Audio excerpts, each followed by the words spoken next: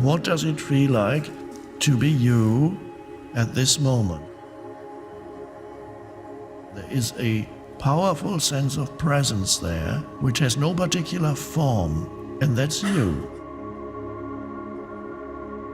And at that level you are connected with something far deeper and more powerful than the little entity. Hello, Eckhart. Hello. I'm so honored to be here. Step closer. And I'm a little bit nervous. That's fine. Nothing wrong with that. I really have two questions, and I'm wondering if I can sneak one in really quick, an extra one. I work at the University of New England, and we have a Center for Global Humanities, and we have speakers come. It's like a public forum for the discussion of problems that humans face. And we'd be absolutely honored if you would speak there. So, where is that? It's located in Portland, Maine. Oh, University Of New England. of New England? Yes. Oh, okay. And I organize the speakers, so...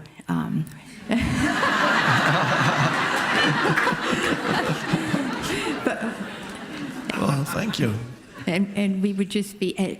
we have a really good group of followers who would just be mesmerized by you, so I hope you would consider that. Okay, please mention it to Stephen or Greg and give your contact. I can't make any promises, but Okay. I've never been to Portland, Maine. I've been to Portland, Oregon, but not to Portland, Maine. And, well, we have some really beautiful places in Maine. Yeah, thank you. But And the anyway. next question?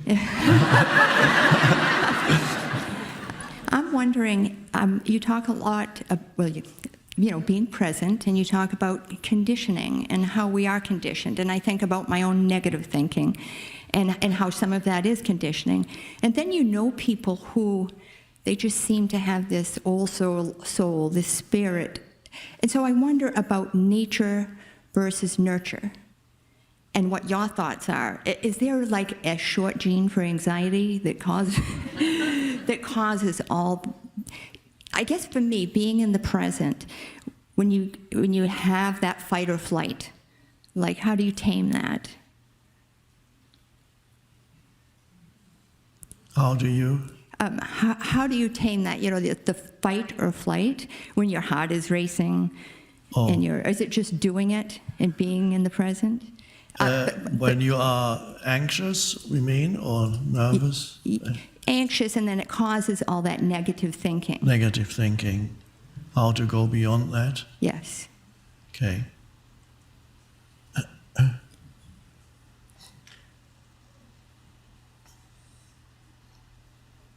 Well, there are various ways, which I sometimes call portals into the state of presence. I just, for the previous questioner, we were really similar questions. How do I get out of my mind? For the previous questioner, I talked about feeling the inner energy field of the body, but for you, I will talk about a different portal. And that is a very universal portal. All portals are closely related to each other. So this portal is called the present moment. And present moment awareness or attention to the present moment more than anything else. It's a redirecting of your attention. As soon as you discover within yourself, you realize that you are entering a non-harmonious state of consciousness through irritation, upset, nervousness, worry, anxiety, anger subsisting for a long period of time, in any kind of dysfunctional, non-harmonious state of consciousness, or to describe it in other words, unhappiness in whatever form, because unhappiness can take many forms. The moment you realize that, and for you to realize that, already requires a small amount of awareness, because the people who are really deeply unhappy, almost as their normal state, and there are many in this world, they don't even know it, because they don't know anything else. So there are millions of people running around this planet in a state of unhappiness, in whatever form this unhappiness takes, and if you ask them, are you unhappy? They say, no, I'm not unhappy. What are you talking about? I'm not unhappy. They don't. It's like listening to some machine that goes on, even let's say a noisy refrigerator that is always running in your room. You don't know it's running until something happens to it and it suddenly stops, and you say, what happened? Suddenly that dreadful noise is gone, and suddenly it's so beautifully still here. I never knew there was that noise going on all the time. So for you to recognize that you are in a non-harmonious state requires already a small amount of awareness, because it's only from the awareness, so we need to presuppose there's already some presence there where you can recognize that you don't want that. You don't want the disharmonious state. Then you go into present moment awareness. The disharmonious state arises usually because you lose the present moment and believe something else is more important than the present moment. It also usually implies there's some form of resistance to something. So, present moment awareness is a conscious redirecting of your attention away from the thinking mind into the direct perception of present moment reality. And present moment reality starts with you coming to your senses. Coming to your senses means you sit. So let's say, let me act it out. You're trapped and you go, oh.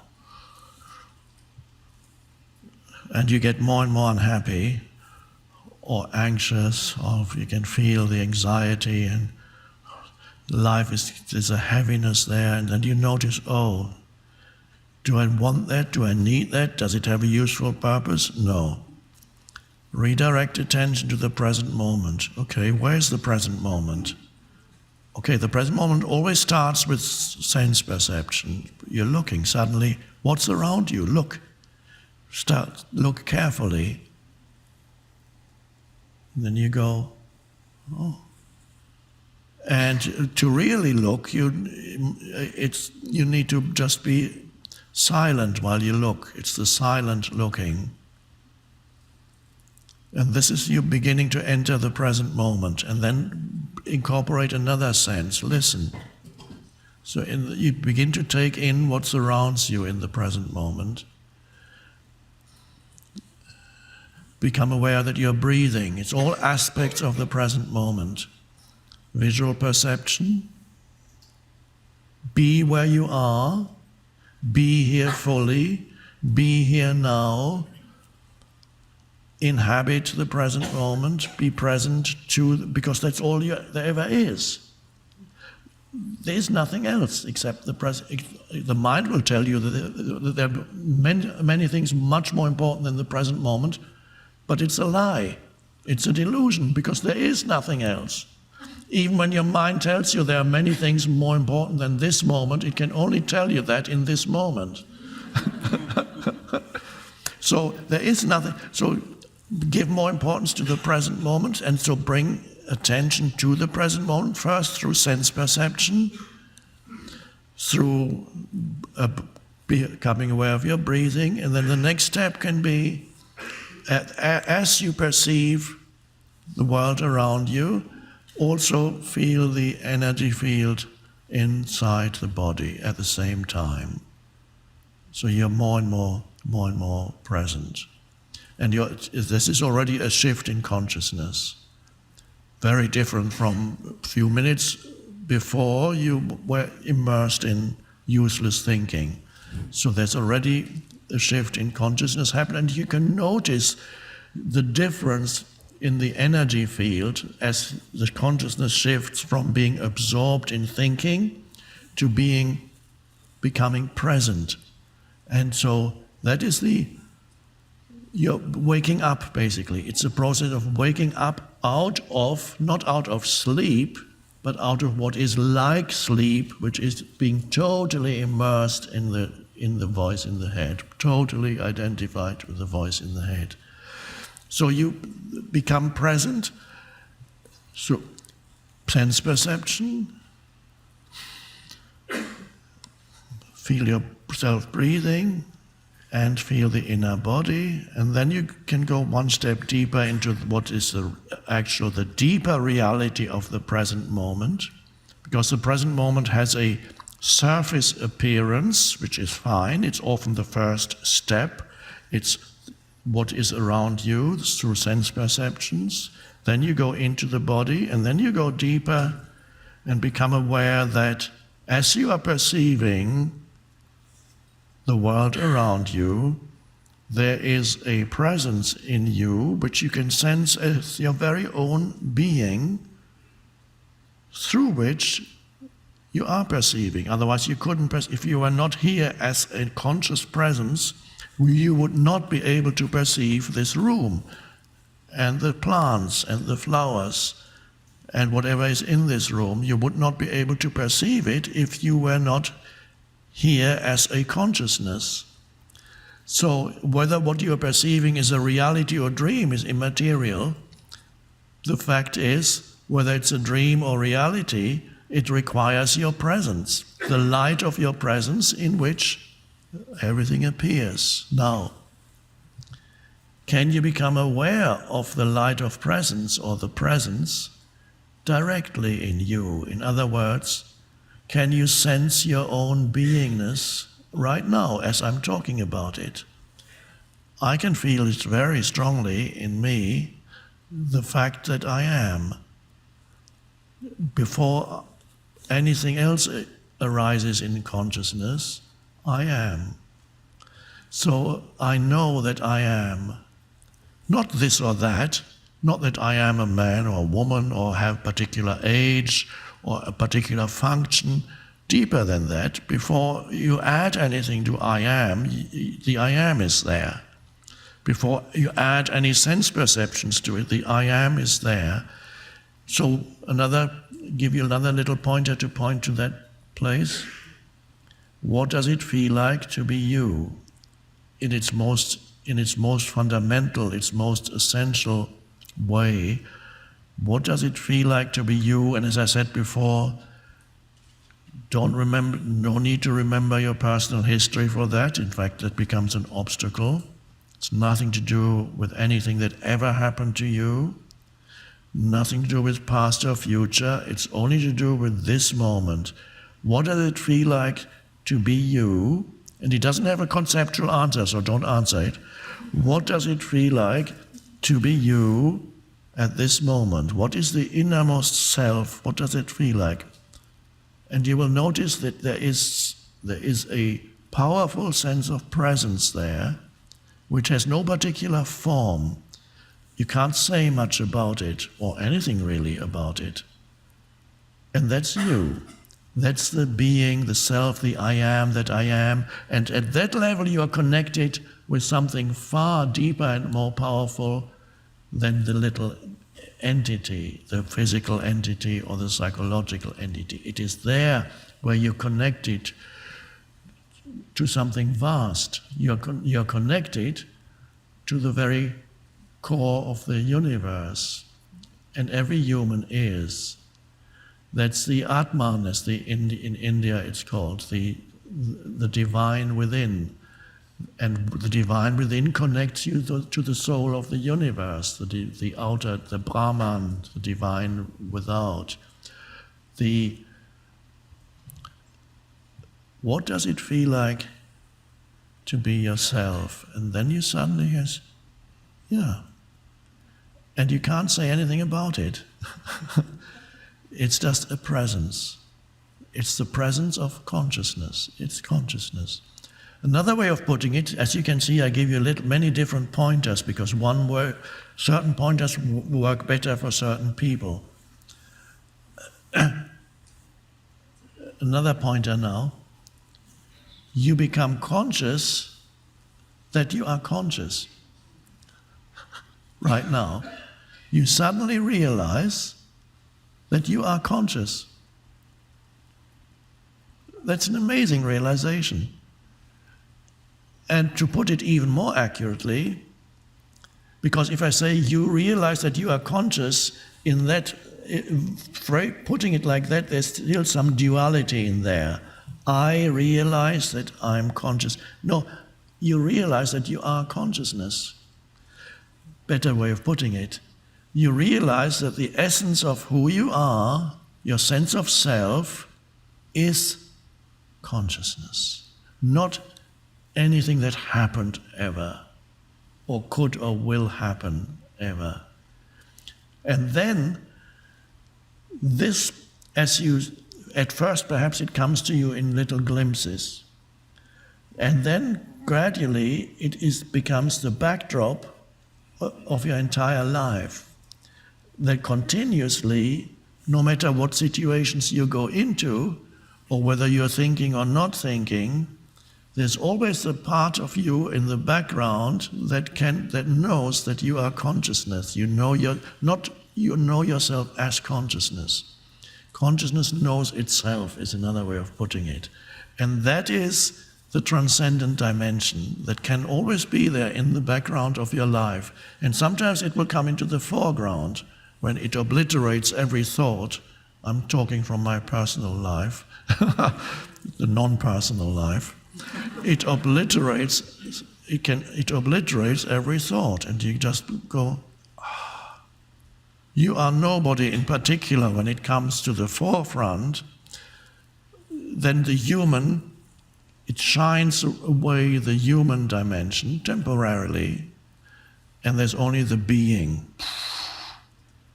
When spiritual teaching happens, the being takes over. For me, when spiritual teaching doesn't happen, the human to some extent comes back, but it doesn't obliterate the being. So there's always the being in the background there.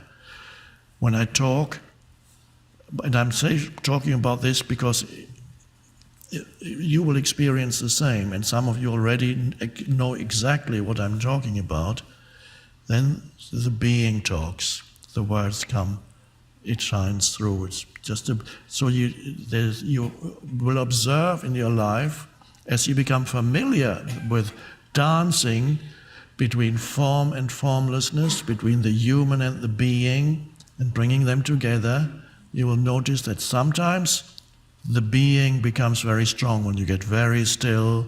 You may be surrounded by nature, and you go, or somebody comes to you who is in deep agony or suffering, and suddenly you find yourself becoming totally alert and still, and perhaps you start even saying something to that person, which is just right for that moment.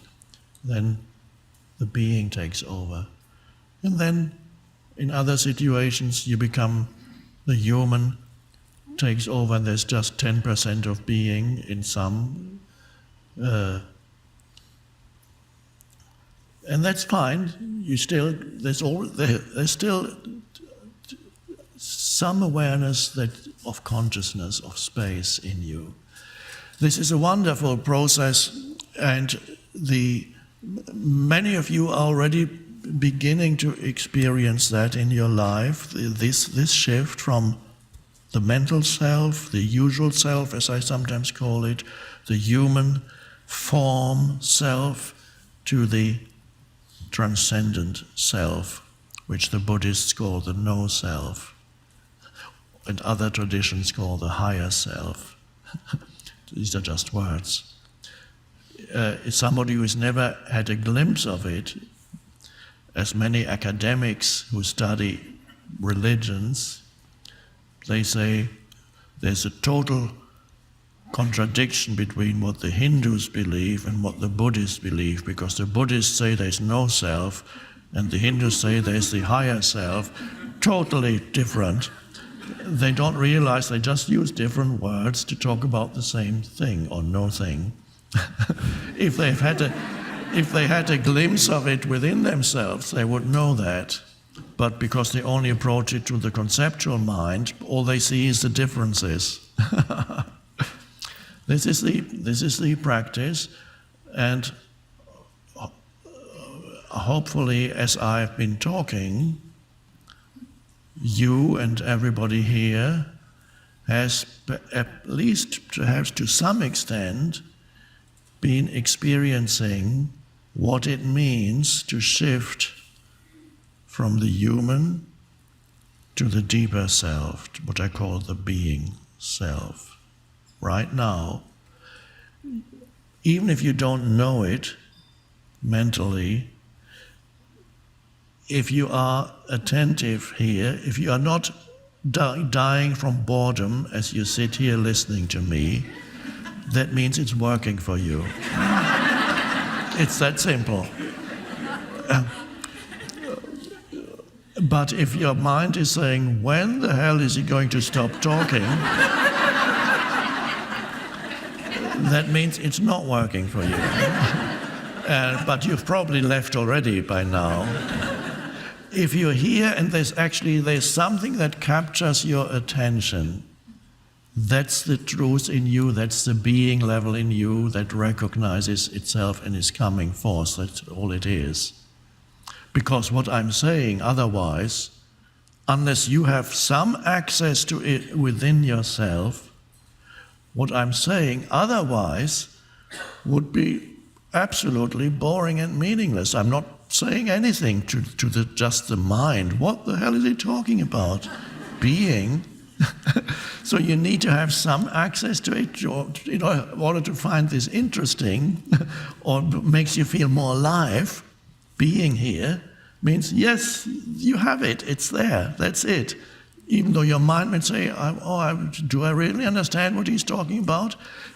If you enjoy being here and listening and something in you feels alive, then you understand it. You don't need to understand it conceptually, you can't. You get it? Thank you.